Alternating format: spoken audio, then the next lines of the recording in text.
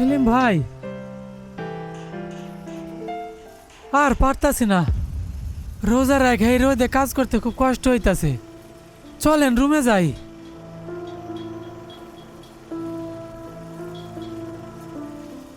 আমি যাব না ভাই, আপনারা যান। কি বলেন?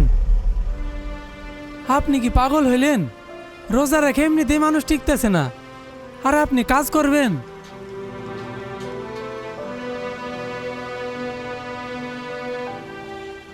পাগল না হলে কি কেউ কি বিদেশে আসে ভাই? সামনে ঈদ, বাড়িতে আব্বু মা আমার চাওয়ায় বসে আছে। ছোট বোনটাও ফোন করেছিল, বলেছে ভাইয়া আমার জন্য একটা লাল জামা নিয়ে এসো। আর আমার ছোট ভাইটা, সে তো রাগ করে আমার সাথে কথাই বলে না।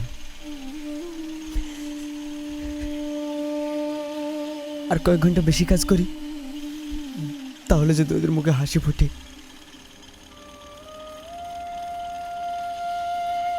দুঃখ করেন না ভাইয়া, কোম্পানি তো ঈদের বোনাস দিবই। হ্যাঁ দেবে, কিন্তু বোনাসে কি সব ঋণ শোধ হবে? আব্বু গ্রামের লোকের কাছে ধার করেছে, আমি যদি টাকা না পাঠাই তাহলে হয়তো ঈদের দিন ওরা চুপচাপ বসে থাকবে। আর আমি চাই না আমার জন্য ওদের ঈদটা নষ্ট হোক। মানুষ এত কষ্ট সহ্য করে কেমন করে ভাই? পরিবারের কথা মনে করলে কষ্টটা আর কষ্ট মনে হয় না ভাই। আপনারা যান, আমার একটু কাজ করে আসছি। হুম।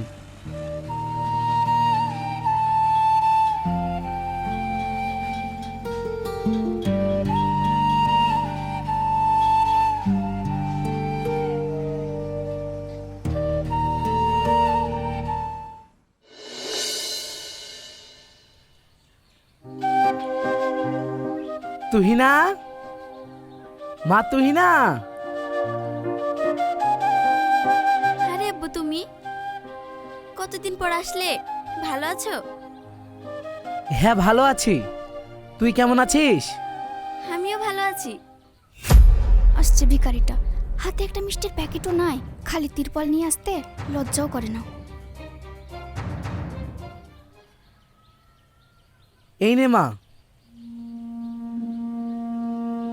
বেশি কিছু আনতে পারিনি। পেনশনের টাকাটা তুলে ভাবলাম তোদের জন্য কিছু ফল আর আমার নাতিরার জন্য একটা জামা নিয়ে যাই। আরে ঠিক আছে, এসো ভিতরে এসো।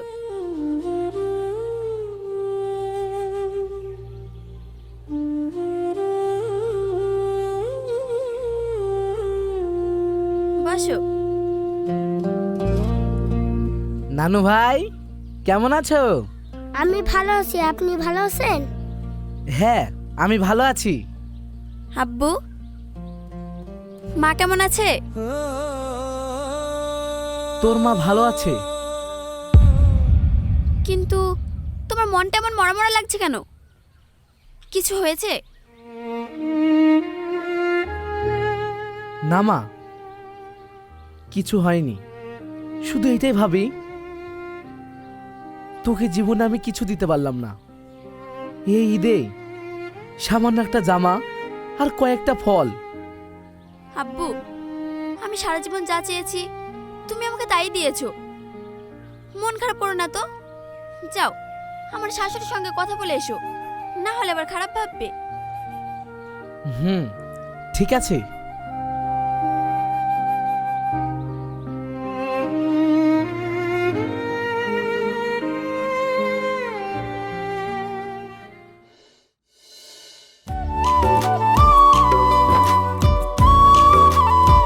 কি করতেছেন সেলিম ভাই?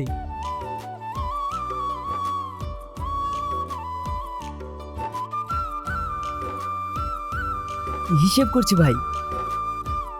5 বছর বিদেশে থাইকাও আপনার হিসাব করার অভ্যাসটা যায় না দেখছি। হিসেব তো করতেই হবে, এতদিন পর বাড়ি যাচ্ছি, কার জন্য কি নেব সব ঠিক করে রাখতে হবে না? তা ভাই, আপনার টিকিটটা কনফার্ম হয়েছে তো? আলহামদুলিল্লাহ। এই যে ভাই, আর কিছুদিন তারপর বাড়ি। 5 বছর পর এই বাড়িতে পরিবারের সঙ্গে কাটাবো। মাশাআল্লাহ, আল্লাহ আপনার মনের আশা পূরণ করুক।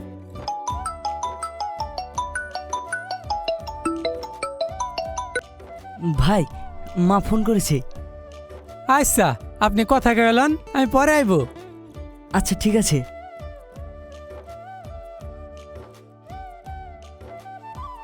হ্যালো বাবু, হ্যাঁ মা বলো।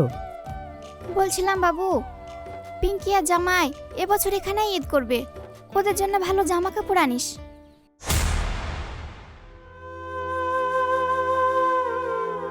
ঠিক আছে মা, আনবো। জামাইয়ের জন্য একটা দামি ঘড়ি আনিস, নতুন জামাই তো। আর পিঙ্কির শ্বশুর একটা টর্চ লাইট চেয়েছে। ও, দাদি, আব্বুর সাথে কথা বলবো। আব্বু, হ্যাঁ শোনো বলো। আমার কিন্তু 5টা জামা লাগবে। হ্যাঁ বাবা, আনবো। আবু সাইদ, কে ফোন করেছে? আব্বু, দাও দেখি। ভাই ভালো আছিস? হ্যাঁ ভালো আছি, তুই কেমন আছিস বল? আমার ফোনটা না খারাপ হয়ে গেছে, তুই আমাকে একটা নতুন ফোন কিনে দিস। আচ্ছা ঠিক আছে। আচ্ছা ঠিক আছে, এই নে ভাবির সাথে কথা বল।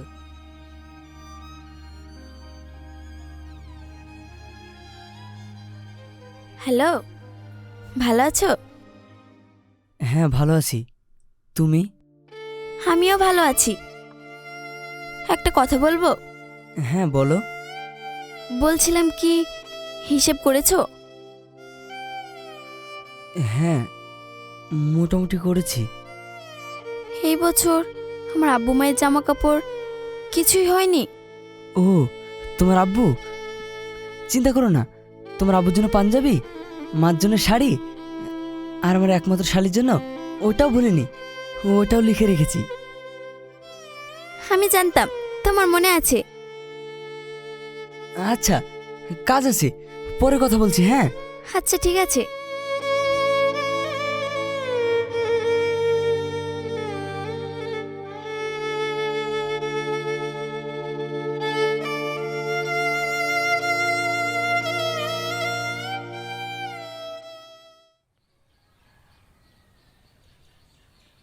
মা, পিঙ্কি, ভালো আছিস মা?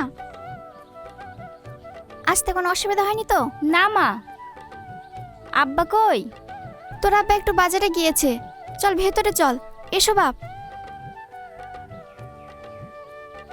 তা বড় ভাই কি এবার বাড়ি আসবে না নাকি ভাবি? শুধু টাকায় পাঠিয়ে যাবে, মানুষটাকে তো চোখে দেখলাম না। 5 বছর পরে এবার আসবে। ও, খুব ভালো। তাই ইফতারিতে কি কি রান্না করলেন ভাবি? আমার কিন্তু খুব খিদে পেয়েছে। আপনার পছন্দের সব রান্না করেছি, যান ভিতরে গিয়ে বিশ্রাম নেন, আমি রান্নাটা সেরে ফেলি। ঠিক আছে। চ বাবু।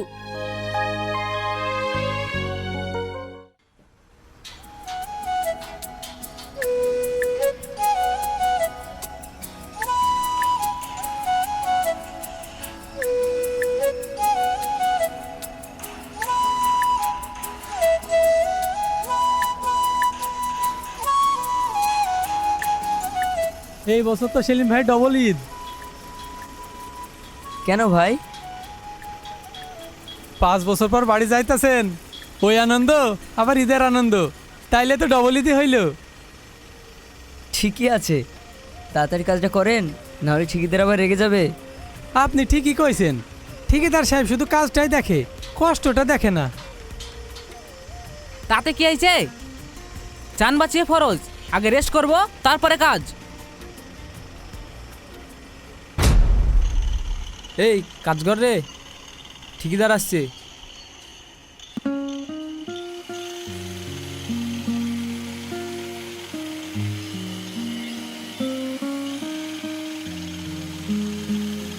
কিরে তোরা যেভাবে কাজ করছিস মনে হচ্ছে এ মাসেও তো স্ল্যাব হ্যান্ডওভার দিতে পারবো না। কাজটা একটু হাত ধরে কর। আমরা বসে আছি নাকি? সকাল থেকে একভাবে কাজ করছি। কোনো বাহানায় আমি শুনবো না। এই মাসের মধ্যে আমাকে স্ল্যাব হ্যান্ডওভার দিতে হবে। আপনি শুধু কাজটাই দেখতেছেন। মাসের 10 তারিখ হয়ে গেল, এখনো পর্যন্ত পেমেন্ট দেন নাই।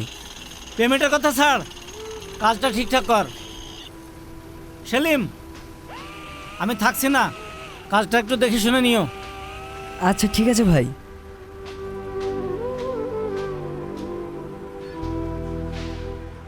দেখিস ভাই, তোমরা যে কাজ কাজ করো, ঠিকাদার তো আমাদের কথাই শুনলো না। ঠিকাদাররা এমনই হয়, তবুও কাজ করতে হবে, কারণ আমাদের পরিবারের জন্য এই কাজটাই ভরসা। কাজ করো।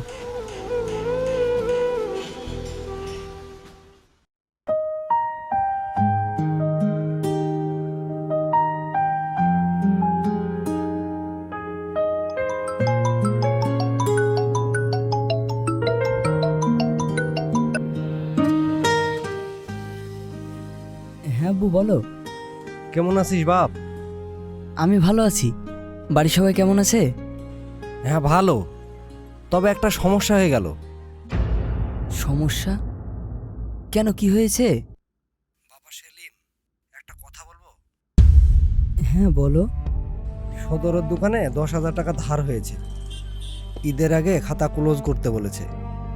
সামনে ঈদ, বাড়ির মান সম্মানের ব্যাপার। যদি তুই টাকাটা দিতে পারতিস খুব ভালো হতো। আচ্ছা আব্বা, তুমি চিন্তা করো না, আমি কালকে টাকাটা পাঠিয়ে দিচ্ছি। তুমি গিয়ে খাতাটা ক্লোজ করে দিও। আর শোনো, আমার অপেক্ষা না করে তোমরা কেনাকাটাটা করে ফেলো। আচ্ছা বাবা, মনে করে দিস কিন্তু। আমি রাখলাম, হ্যাঁ?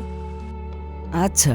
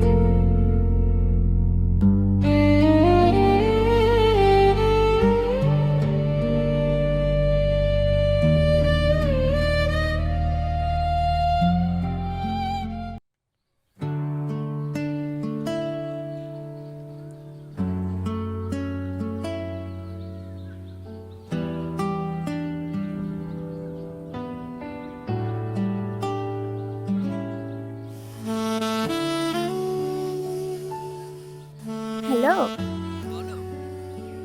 সব তো কেনা হলো, বাড়ির সবাই খুব খুশি। কাল কখন আসছো?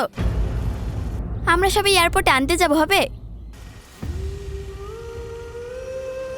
তুই না, ঠিকাদার বলেছে এখন কাজের খুব চাপ, ছুটি হবে না। মানে 5 বছর পর আসার কথা।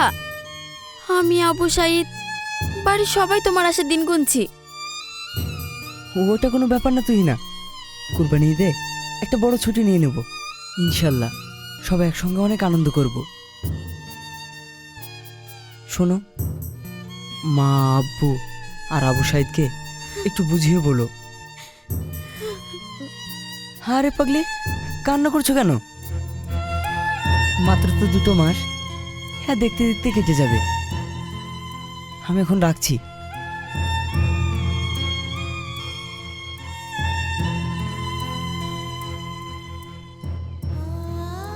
ভাই, আপনি তো বাড়ি যাইতাছেন, তাইলে ভাবিরে মিছা কথা কইলেন কেন? আমার টিকিট আর ঈদের খরচ দিয়ে বাড়ির সম্মান আর আনন্দ কিনেছি, বাকিটা আপনি বুঝে নিন। আমার আর কিছুই কম নয় ভাই।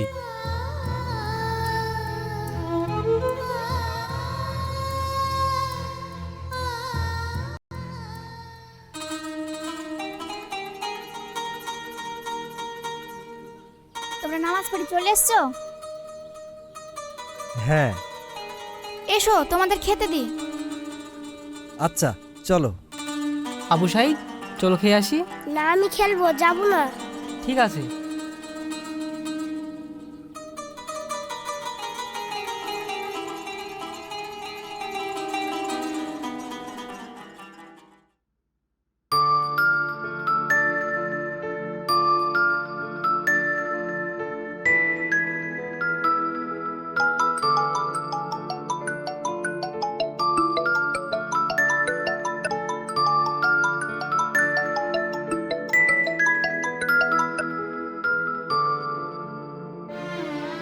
হ্যাঁ মা, বলো। কি করছিস? কি রান্না করলি? খাসি নাকি মুরগি? মা, আজ বিশাল আয়োজন, খাসির মাংস, পরোটা, লাচ্চা, খেয়ে আমি লড়তে পারছি না। তোমরা খেয়েছো? হ্যাঁ, ঠিক আছে, তুই বৌমার সঙ্গে কথা বল, আমি তোর আব্বুদের খেতে দিই। কি গো, পুরাতন জামা পরে আছো যে, তুমি কিছু কেননি? হ্যাঁ কিনেছি, খুব গরম লাগছিল তো তাই খুলে রেখেছি।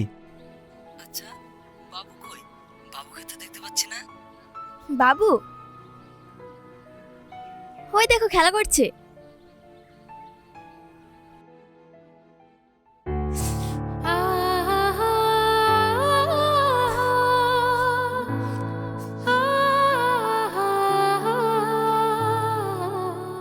এই, সবাই খুশি তো? হ্যাঁ, সবাই খুশি। আচ্ছা, অনেক খেয়ে ফেলেছি, একটু ঘুমোবো। সবার সব তুমি কাজ চাহিদা সেরে নাও, মেটাতে গিয়ে পরে কথা বলছি। আজ আমার আর বাড়ি ফেরা হলো না। আচ্ছা। তোমরা নতুন জামার ঘ্রাণ নিচ্ছ আর আমি এখানে একাকিত্বের বিষাদে নিঃশ্বাস নিচ্ছি। বাজারে সেরা সওদা দিয়ে ঘর ভরানো যায়, কিন্তু শূন্য ঘরে ফেরার হাহাকার মেটানো যায় না। আমি তোমাদের জন্য নিজের বর্তমানকে বিসর্জন দিলাম, অথচ তোমরা আমার ভবিষ্যতের কথা একবারও ভাবলে না। একজন প্রবাসীর কষ্টের কথা।